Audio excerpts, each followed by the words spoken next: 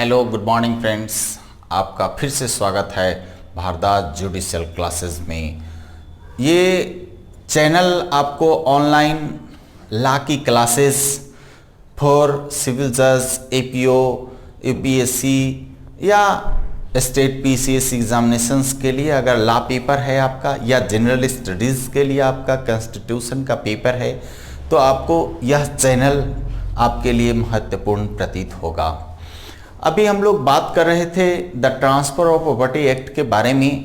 The transfer of property act का आप 2 video आप सुने हैं। आज ये तीसरा क्लास है, तीसरा वीडियो है, और इसके पहले मैंने लाइव क्लासेस लिया है लेकिन उसका वीडियो अपलोड नहीं हो पाया है। आज हम लोग बात करेंगे फर्स्ट जो 2 वीडियो आपको अपलोड किया गया है, जिसका लिंक मैं इस डिस्क्रिप्शन में दे दूंगा, उसको भी आप देखिएगा। उसके बाद ये वीडियो देखिएगा या कंटिन्यू इसको देखने के बाद उसको देखिएगा। आज का सेशन बहुत ही इंपॉर्टेंट है एक विधि सीखने वाले विद्यार्थियों के लिए, जो लॉ को सीखना चाहते हैं, जो सिविल लॉ को सीखना चाहते हैं, जो प्रॉपर्टी लॉ को सीखना चाहते हैं, उनके लिए आज का एपिसोड बहुत ही इंपॉर्टेंट है। और आप इस पूरी फुल वीडियो को देखने के बाद उस वीडियो को जरूर देखिएगा। उस दोनों वीडियो को मैं दावा करता हूं कि प्रॉपर्टी लॉ से संबंधित नियमों को दोबारा पढ़ने की जरूरत नहीं होगी। तो आइए मेरे साथ शुरू से लेकर अंत तक बने रहिए। आज हम लोग बात करेंगे अटैच टू द अर्थ का के डिफिनीशंस को पढ़ेंगे। देखिए, अटैच टू द अर्थ हम लोग उस दिन क्या पढ़े थे, पिछली वीडियो में देखे थे इमूवेबल प्रॉपर्टी का डिफिनीशन, और उस इमूवेबल प्रॉपर्टी के डिफिनीशंस में पढ़े थे कि इमूवेबल प्रॉपर्टी का definition the transfer of property act के धारा 3 में दिया हुआ है। The transfer of property act के धारा 3 में दिया हुआ है। देखिए यहां हमने लिखा है, हम लोगों को पढ़ना है attach to the earth, attach to the earth, attach to the earth. देखिए हमारे साथ शुरू से लेकर अंत तक बने रहिए। इससे संबंधित महत्वपूर्ण प्रश्नों पर भी चर्चा करेंगे कि वे कौन कौन से प्रश्न हैं जो परीक्षाओं में पूछे जाते हैं, क्या आपको मालूम है, क्या आप जानते हैं, उस पर भी चर्चा करेंगे। मेरे साथ बने रहिए। Attach to the earth, attach to the earth क्या है भाई? अटैच टू द अर्थ, देखिए हम लोग जब पढ़े थे धारा 326 of the general clause act, साधारण उपखंड अधिनियम की धारा 326 जब हम लोग देखे थे तो वहां देखे थे इमूवेबल प्रॉपर्टी का डिफिनेशंस दिया था।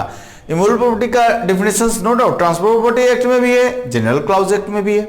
तो जनरल क्लॉज एक्ट के धारा 326 में जो परिभाषा पढ़े थे उसमें पढ़े थे इमूवेबल प्रॉपर्टी इंक्लूड्स क्या, things attach to the earth. वहां भी आया था आपका things attach to the earth, और उस वीडियो में भी आपने देखा था कि अटैच टू द अर्थ क्या है, इसको विस्तार से। आज आइए फिर हमको ये इसलिए पढ़ना पड़ रहा है कि धारा 3 में भी, the transfer of property act के धारा 3 में भी immovable attach to the earth की परिभाषा दी गई है।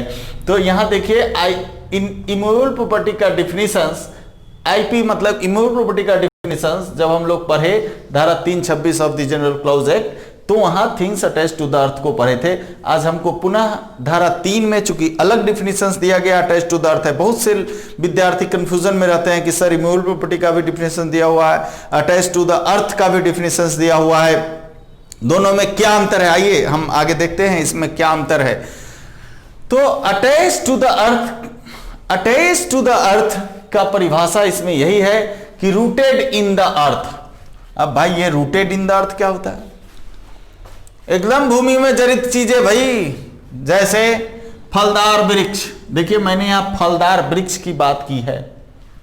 फलदार वृक्ष जिसको लाभदायी पर्पस के लिए आप लगाए हैं, फल निकालते हैं उससे, उस वृक्ष को नहीं काटते हैं, वो आपको अब एक्सेप्ट जरा देखिएगा, फलदार वृक्ष जैसे महुआ, तार, खजूर, फलदार वृक्ष। अब जैसे देखिए आम निर्भर करता है पर्पस पर, मैंने लिख दिया है पर्पस पर डिपेंड करेगा। आम का पौधा पर्पस ओरिएंटेड है। अगर पर्पस है उसका पल्ला के लिए, इस दरवाजे के पल्ला के लिए, इस दरवाजे के पल्ला के लिए, तो वो आम का पौधा चल संपत्ति होगा, मूवेबल प्रॉपर्टी होगा। लेकिन फल के लिए लगाया हुआ है तो वो चल संपत्ति नहीं, वो अचल संपत्ति हो जाएगा। देख लीजिए यहां मैंने लिख दिया है टिम्बर पर्पस, वैसा वृक्ष जो टिम्बर पर्पस के लिए है, जंगला, खिड़की इस सब के लिए है, कास्ट प्रयोजन के लिए है, तो वो भाई इमूवेबल प्रॉपर्टी नहीं होगा। जो टिम्बर पर्पस को छोड़ के जो भी रूटेड इन द अर्थ है, वैसा वृक्ष जो जिसका जड़ जमा हुआ है भूमि में, जिसका जड़ जमा हुआ है वो अचल संपत्ति है, लेकिन जिसका अस्थायी पर्पस नहीं हो, यानी अस्थायी पर्पस नहीं होना चाहिए। अब टिम्बर पर्पस के लिए है तब तो उसको आप काट लीजिएगा, जंगला चौकट बना लीजिएगा, तो वो कैसे हो जाएगा बताइए ना, वो चल संपत्ति होगा। अब देखिए दूसरा चीज लिखा हुआ है, embedded in the earth as in the case of walls and building, भवन। अब ये देखो घर बना हुआ है, घर बनी है ना, जमीन की खुदाई हुई होगी, जमीन की खुदाई में नीचे टाई बीम पीलंग कुर्सी सब कुछ दिया होगा, तो ये भवन, ये दीवार, ये बिल्डिंग, ये दीवार, देखियो बाहर विद्युत का खंभा है, बहुत खुदाई करने के बाद अभी अभी जस्ट हमारे यहाँ हुआ है, विद्युत का खंभा इधर से उधर लगा है, दोनों तरफ लगा है, तो विद्युत का खंभा जमीन की खुदाई हुई, उसमें बहुत सारा खंभा लगा के उसको खींच लिया गया है, तो वो खंभा निकालने के पर्पज से नहीं लगाया गया है, वो अस्थायी उपभोग के पर्पज से है। तो ये भवन, दीवारें, विद्युत के खंभे, ये क्या है भाई, अचल संपत्ति है, अचल संपत्ति है, अटैच टू द अर्थ है, अटैच टू द अर्थ है, दैट इज इमूवेबल प्रॉपर्टी है, यानी attach to the earth is the species of immovable property. प्रत्येक अटैच टू द अर्थ, जो भी अटैच टू द अर्थ है, इसका मतलब है इमूवेबल प्रॉपर्टी है, इमूवेबल प्रॉपर्टी है। इमूवेबल प्रॉपर्टी बड़ा ब्रॉड डिफिनेशन है, अटैच टू द अर्थ उसका एक स्पीशीज है। अब दूसरा देखिए, attach to the what, attach to what is so embedded for the permanent beneficial enjoyment of that to which is attached. इसका मतलब है कि अस्थायी रूप से संलग्न घर है, ये भवन है, उसके लाभप्रद उपभोग के लिए, जैसे ये घर बनाना, ये घर बनाना, और ये घर अस्थायी रूप, अस्थायी घर है, ये घर है, तो अब ये घर में अस्थायी रूप से उपयोग के लिए क्या लगेगा, हमारे बेनिफिशियल एंजॉयमेंट के लिए दरवाजा लगेगा, दरवाजा सेट हो जाएगा, दरवाजा के लिए लकड़ी नहीं समझना, दरवाजा सेट हो गया इस घर में, खिड़की सेट हो गई घर में, उस दुकान में शटर सेट हो गई, बात समझ रहे हो, घर है, बिल्डिंग है, ये तो अटैच टू द अर्थ है, चूंकि जमीन में गाड़ कर एकदम बढ़िया से बनाया जाता है, ठीक है। अब वो जो अस्थायी रूप से जो घर बनाया गया है, उसके अस्थायी उपभोग के लिए आप उसमें खिड़की, दरवाजा, शटर्स लगा रहे हो, उसी को कहते हैं attach to what is so embedded for the permanent beneficial enjoyment of that to which is attached. जैसे अस्थायी रूप से संलग्न होना चाहिए और घर भवन के लाभदायी, लाभप्रद उपभोग के लिए, जैसे दरवाजा, खिड़की, शटर्स, ये सब चीज, ये सब क्या है, ये सब अटैच टू द अर्थ है। और अटैच टू द अर्थ जो है इमूवेबल प्रॉपर्टी के डिफिनेशन में हम लोग पढ़ेंगे, पढ़े हैं, attach to the earth includes है इमूवेबल प्रॉपर्टी में, तो ये जो भी पढ़े वो क्या है, इमूवेबल प्रॉपर्टी ही है। तो धारा 3 ट्रांसफर ऑफ प्रॉपर्टी एक्ट में जो इमूवेबल प्रॉपर्टी की परिभाषा दी गई है, और उसका परिभाषा जो जनरल क्लॉज एक्ट के साथ पढ़े थे, उसमें अटैच टू द अर्थ शामिल था, यानी अटैच टू द अर्थ भी species of the immovable property. अब देखते हैं मूवेबल प्रॉपर्टी क्या है। मूवेबल प्रॉपर्टी की परिभाषा भाई the transfer of property act में नहीं दिया गया। The transfer of property act में मूवेबल प्रॉपर्टी की परिभाषा नहीं दी गई है, तो कहां दी गई है, धारा 326 of the general clause act में दिया गया है। 36 में है इमूवेबल, 336 में है मूवेबल प्रॉपर्टी का परिभाषा। मूवेबल प्रॉपर्टी का परिभाषा धारा 336 में दिया गया है, धारा 336 में दिया गया है जनरल क्लॉज एक्ट के। और एक और बात बताते हैं, सही बात है कि the transfer of property act में मूवेबल प्रॉपर्टी का परिभाषा नहीं दिया गया, लेकिन जब ट्रांसफर ऑफ प्रॉपर्टी एक्ट के धारा 3 की इमूवेबल प्रॉपर्टी का परिभाषा पढ़ते हो तो क्या देखते हो, इमूवेबल प्रॉपर्टी क्या है, तो वही कहता है स्टैंडिंग टिम्बर नहीं है, ग्रोइंग क्रॉप्स नहीं है, ग्रास नहीं है, यही लिखता है। इसका मतलब ही नहीं है, इसका मतलब मूवेबल प्रॉपर्टी है। अरे प्रॉपर्टी या तो मूवेबल होगा या इमूवेबल होगा, यही ना होगा, चल या अचल संपत्ति होगी या मूर्त अमूर्त होगी। तो मूर्त अमूर्त तो उसका फिजिकल अपीयरेंस के अकॉर्डिंगली कहते हैं, लेकिन ऐसे तो चल संपत्ति या अचल संपत्ति। तो अचल संपत्ति की परिभाषा ट्रांसफर प्रॉपर्टी एक्ट में क्या देता है, कहता है कि भाई जो standing timber, growing crops and grass नहीं है वही अचल संपत्ति है। इसका मतलब standing timber, growing crops and grass is the movable property. धारा 336 of the general clause act deals the definition of the movable property. Movable property means the property of every description. जा कहता है कि प्रत्येक वस्तु ये मूवेबल प्रॉपर्टी है accept immovable property, यानी जो अचल संपत्ति नहीं है वो चल संपत्ति है। ये भी अच्छा बात है। और मूवेबल प्रॉपर्टी की परिभाषा द इंडियन रजिस्ट्रेशन एक्ट 1908 की धारा 2(9) में भी दी गई है। धारा 2(9) में भी दी गई है। और क्या कहता है मूवेबल प्रॉपर्टी? मूवेबल प्रॉपर्टी कहता है स्टैंडिंग टिम्बर है मूवेबल प्रॉपर्टी, मैंने बताया ना। ग्रोइंग क्रॉप्स है मूवेबल प्रॉपर्टी। वृक्षों के फल मूवेबल प्रॉपर्टी। वृक्ष में जो फल लगा है उस फल से जो जूस निकलता है वो जूस भी है मूवेबल प्रॉपर्टी है। अब देखो, भूमि पर जितना चीज अस्थायी पर्पस के लिए है, तो थोड़ा धसा भी हुआ है उससे मतलब नहीं है, वो सब चल संपत्ति है। कुर्सी, टेबल, मेज, देखो बेंच, डेस्क सारा रखा हुआ है। कुर्सी, टेबल, बेंच, डेस्क, पोडियम, सारा कुछ अस्थायी पर्पस, जब मन करो लेके चल जाओ। ये चल संपत्ति है भैया, चल संपत्ति है, जिसको रखने के पीछे पर्पसे था कि हम हटा देंगे, हटा सकते हैं, हटाओ। तो ये चल संपत्ति है। चल संपत्ति का कुछ विशिष्ट उदाहरण आपने देखा है कि रेंट बाकी है, हमारा बकाया रेंट है, तो वो भी चल संपत्ति है। हम मॉर्गेज किए हुए हैं, उसका राइट ले लेते हैं, राइट टू सेल आप पढ़ेंगे, sale and foreclosure and redemption, मोचन का अधिकार, पूर्वबंध का अधिकार, ये सब पढ़ेंगे। डिक्री लीजिएगा, ये भी तो चल संपत्ति है। पूजा का अधिकार है, वो भी तो चल संपत्ति है। जजमान वृत्ति है, देखो मैं ब्राह्मण आदमी हूं, मैं हजाम आदमी हूं, मेरा अपना जजमनिका चलता है। देखो हमारे यहाँ सबका सिस्टम फिक्स है। आज जब सिस्टम थोड़ा सा गड़बड़ा गया था, तो आज वैसी महामारी आ गई कि ये सिस्टम सही हो गया। अब सब पर्याप्त रूप से आ गए।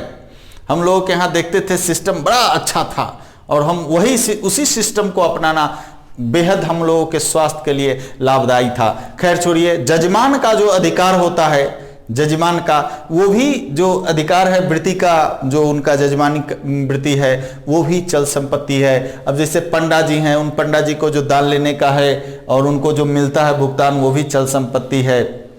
यानी किसी को भोग करने का अधिकार है, वो चल संपत्ति है। इस प्रकार हम लोग पिछले क्लास में अचल संपत्ति की परिभाषा, अभी चल संपत्ति की परिभाषा को पढ़े, अचल संपत्ति की परिभाषा को रिवाइज किया, टेस्ट टू द अर्थ को पढ़े। अब बेहद इंपॉर्टेंट डिफिनेशंस को पढ़िए ट्रांसफर प्रॉपर्टी एक्ट के अधीन। ये एक है इंस्ट्रूमेंट। आपको मैं बता रहा हूं, इंस्ट्रूमेंट दो प्रकार का होता है, एक टेस्टामेंट्री इंस्ट्रूमेंट, एक non testamentary instrument. Testamentary instrument and non testamentary instrument. तो ये परिभाषा जो दिया गया है, ये नॉन टेस्टामेंट्री इंस्ट्रूमेंट से तात्पर्य नॉन टेस्टामेंट्री इंस्ट्रूमेंट से है, टेस्टामेंट्री इंस्ट्रूमेंट से नहीं है। टेस्टामेंट्री इंस्ट्रूमेंट का मतलब समझ जाओ, वसीयत। इंस्ट्रूमेंट की भी परिभाषा पढ़ेंगे।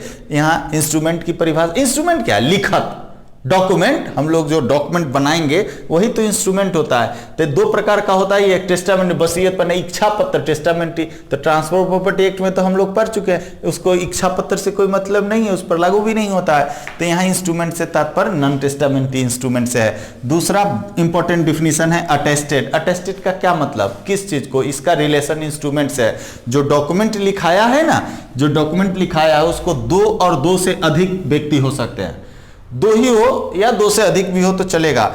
जो देखता है, मैं देखता हूं, बात समझना, मैं हूं और तुम हो। जरूरी नहीं है कि एक के समय में हम दोनों उपस्थित हो, मार्क करना। जरूरी नहीं कि हम और तुम एक ही समय में उपस्थित हो। मेरे सामने में एक्सक्यूटेंट ने सिग्नेचर और मार्क किया है, जी सर किया है, यस मैं अटेस्ट करूंगा।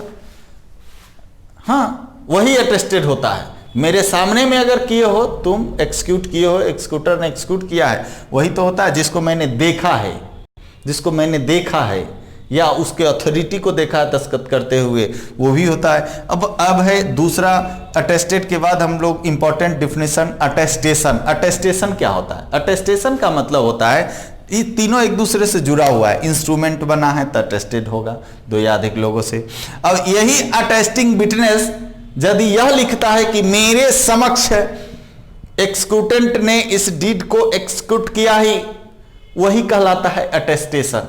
जैसे आप एडवोकेट यदि हैं, मैं एडवोकेट हूं, आप एडवोकेट हैं, तो कोई आपके सामने सिंपल बात बताते हैं कचहरी में, शपथ पत्र बनाने आता है, एफिडेविट बनाने आता है, शपथ पत्र बनाने आता है, तो आप क्या करते हैं, आप उस अपने सामने में सिग्नेचर उसका या इम्प्रेशन लेते हैं और आप लिखते हैं, मैं शपथकर्ता को जानता हुआ पहचानता हूं जिन्होंने मेरे समक्ष अपना हस्ताक्षर बनाया है। What is this? This is the attestation. उसके बाद आपका नोटरी पब्लिक जो भी होते हैं वो उस पर लिखते हैं कि अधिवक्ता के सामने में, अधिवक्ता ने पहचाना है, मेरे सामने में इसने दस्तखत कराया है, अधिवक्ता ने पहचाना है, इसलिए वो करते हैं। तो क्या है? अटेस्टेशन है।